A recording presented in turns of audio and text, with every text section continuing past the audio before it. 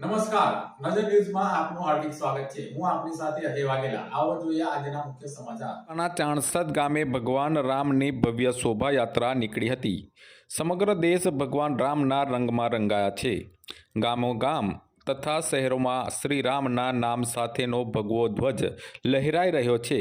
આવતીકાલે એટલે કે તારીખ 22મીના સોમવારે અયોધ્યામાં રામ મંદિરમાં 500 વર્ષના વનવાસ બાદ પ્રભુ રામ બિરાજમાન થઈ રહ્યા છે।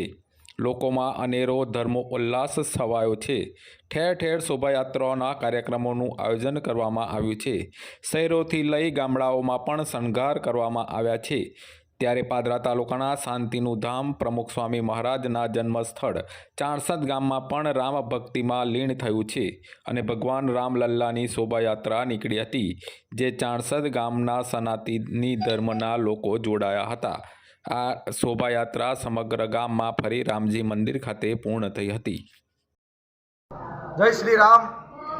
22 તારીખ ભગવાન શ્રી રામ અયોધ્યાની ગાદી ઉપર બિરાજમાન થવા જઈ રહ્યા છે, ત્યારે પવિત્ર એવું પ્રમુખ સ્વામી મહારાજનું શાંતિનું ધામ એટલે કે ચાણસદ, આજે ચાણસદ ગામની અંદર પણ ભવ્ય કાર્યક્રમનું આયોજન કરવામાં આવ્યું હતું અને ભવ્ય કાર્યક્રમની અંદર સમગ્ર ચાણસદ તથા દરેક વડોદરાના ભાવિ ભક્તો આ નગર યાત્રાની અંદર જોડાયા અને નગર યાત્રાની અંદર ભગવાન શ્રી રામ અયોધ્યાની ગાદી ઉપર બેસી રહ્યા છે, તો એની હર્ષો ઉલ્લાસ સાથે, આનંદ સાથે અને એક દિગ્વિજય એટલે કે એક જયનાથ સાથે પ્રભુ શ્રી રામ આવી રહ્યા છે।